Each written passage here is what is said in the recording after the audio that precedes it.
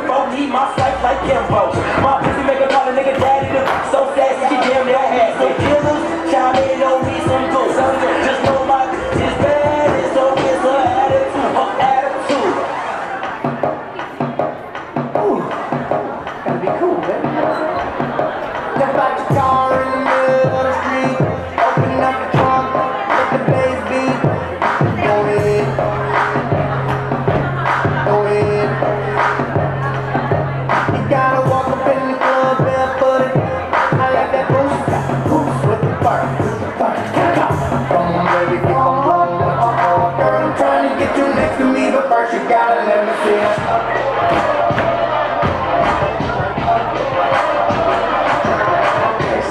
Wobble, wobble, wobbin', air so fat, all these just bobbin'. Bad difference, I'm your leader, venom by the meter. Somebody put me to the best air either. Tell them to be clean, I tell them to be squeaky. You see me buying, cause all of them is squeaky. If he got a man, take out, then I buy him with that cheeky. And this is what we open in the island, so I kiki.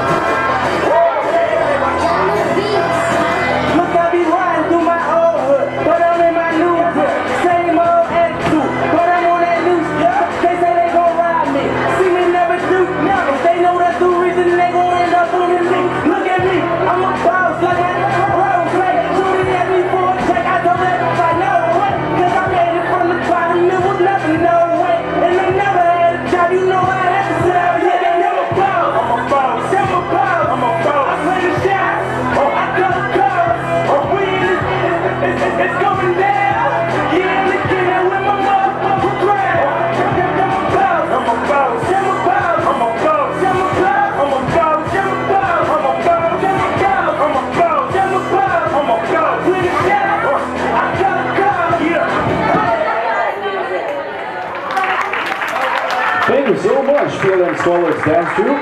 And now, let us all welcome your hosts for this afternoon, Mr. Rochelle Manicat and Ms. Grace Mucada.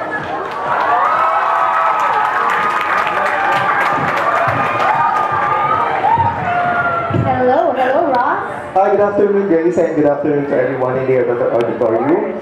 Of course, I'd like to acknowledge our speakers who are here today and all the delegates who are very lively today. Yes, they have been lively since eating lunch. Am I right? So how does it feel? It feels great to be back. By the way, the last time I was here was 2011. 3 years ago. Yes, but it feels like yesterday. Oh, me too. And yes, I am elated, Grace. And I am proud to say that I am a graduate of PLM Mass Communication, especially now that I can see my younger colleagues in the college being able to put up a national conference for public relations. Yes, they are really making history right Yes, and now. thank you for making us part of this history unfolding. Yes, and I've also heard that there are participants outside Manila. Yes, are there participants from cities outside Metro Manila? Please raise your hand. Welcome po sa PLM. Almost half. Yes. And with that, let's roll call. Yes. Okay. So you clap your hands or do whatever cheer you want to do. Okay, when we call on your schools. Okay. First. Starting off with the students from Colegio de San Juan de Letran. Maybe know. Were you at Students? guys? Oh, they're at the back. Letran. Okay. Okay. Wow.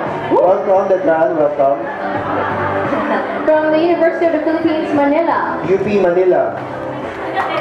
UP Manila, Can you there. raise your hands? Okay.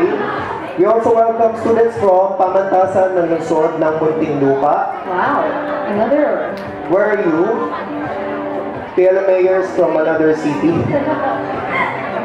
Not yet here. Okay, Universidad de Manila. Our neighbors. Yes. Universidad de Manila. Bye.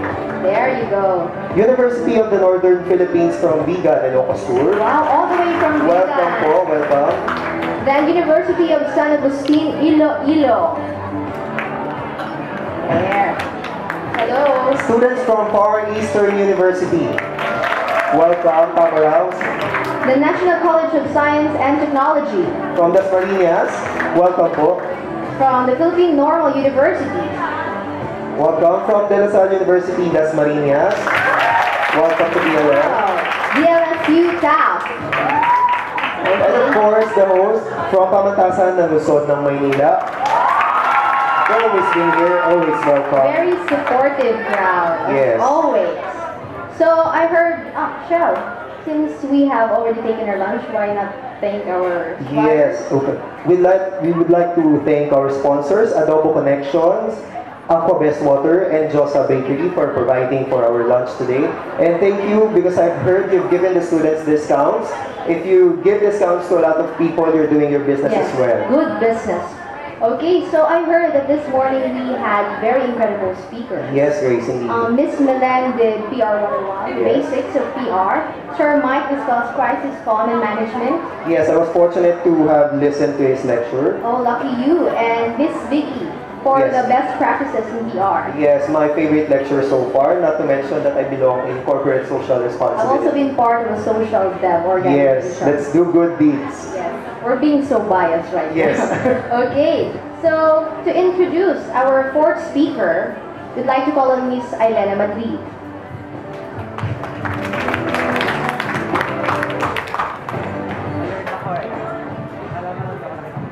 Our fourth speaker is the president and CEO of social news network Grappler and author of the book Seeds of Terror, an eyewitness account of Al-Qaeda's newest center of operations in Southeast Asia. She served as the head of ABS-CBN News and Current Affairs Department from 2004 to 2010. Before joining ABS-CBN, she worked for Cable News Network for nearly 2 decades, serving as Manila Bureau Chief from 1988 to 1995 and as Jakarta Bureau Chief from 1995 to 2005. She was one of the founders of independent production company Probe. Among the awards she has received are the Overseas Press Club Award for Best Documentary, the National Headliner Award for Investigative Journalism, an Emmy nomination for Outstanding Investigative Journalism, an Asian Television Award, TOWS, or the 10 Outstanding Women in the Nation's Service. In the late 2010, Esquire magazine hailed her as the Philippines' sexiest woman alive, citing her fearlessness in writing an eyewitness account of Al-Qaeda despite her size. This fearless woman is a graduate of Princeton University. To talk about Links Through Likes, harnessing the power of social media, please welcome Ms. Maria Ressa.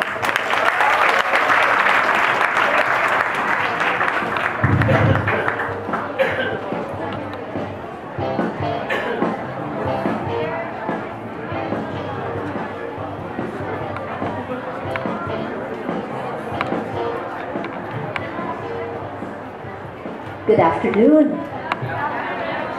Do you mind, can we dim these lights a little bit so you can see this a little bit more, so you can see the presentation?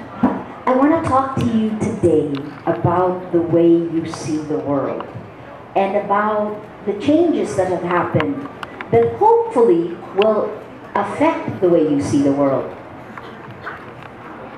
Two exciting things, right? First, your generation is the first time both in the Philippines and around the world, that people going into the job market will actually know more about a disruptive technology that's changing all businesses. So you will be working for bosses, you, the digital native, will be working for bosses who won't know as much as you do. So this is what I want to try to show you today. How much the things you take for granted are actually changing not just schools, not just businesses, not just countries, but really everything else around the world. I'm going to go through it fast, and then hopefully we'll do Q&A afterwards, right? We'll start statistics. And there'll only be three slides on statistics. So you can see, here's the landscape. This is 2011. The 2012 slide done by Nielsen isn't done yet, but look at what 2011.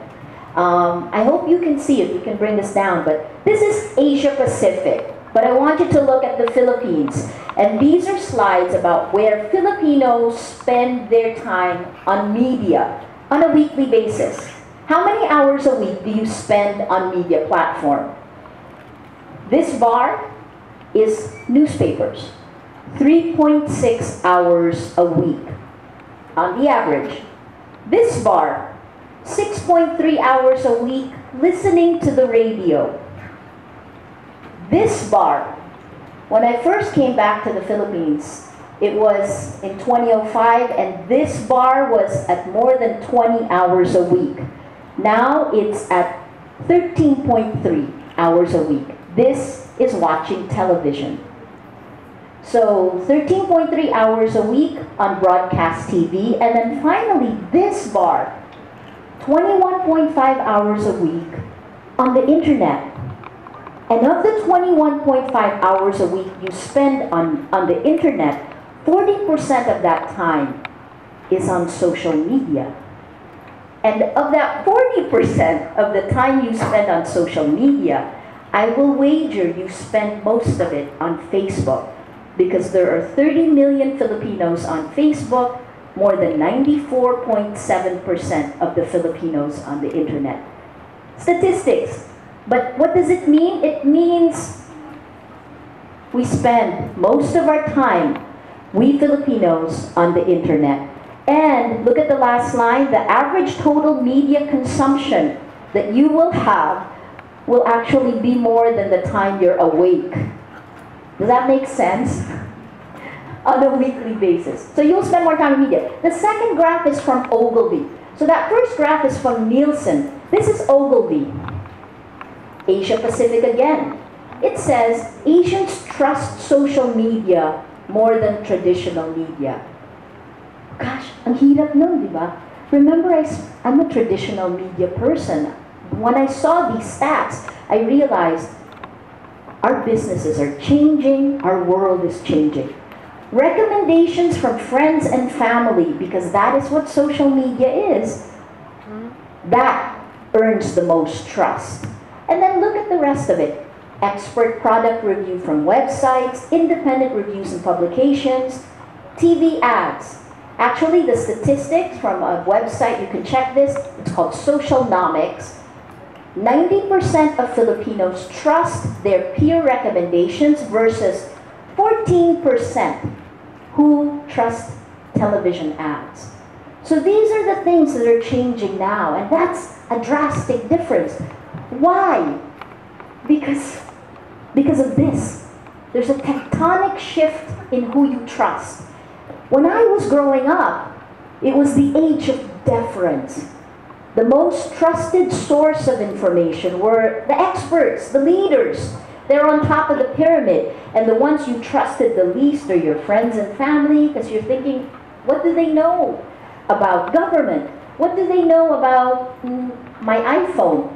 Well, it turns out today, you flip that around, because we're now in the age of reference. Today, the most trusted source is up here. Like when you go to Amazon.com and you want to look at a book, or when you go on Wikipedia, those are all peer recommendations, right? Man on the street, friends and family, opinions, and the leaders are down here. experts, elders, and leaders. Big change. So I want you to look around you. I want you to look at each other, and I want you to come with me because I want to show you how we will change our view of the world and why social media is doing that. When you look at each other right now, you see the face or the back of the head of the person in front of you. You see the face of the person next to you, right? You see this woman in a green shirt waving her hands up here, talking to you. But here's another view. Let's go on top. You know, what do we look like when we're on top? Can we bring the lights down? Actually, that started at PLM, the roof of PLM. And if you really pull out, you're going to see PLM as part of this Luzon, which is a part of a whole country, which is a part of the globe.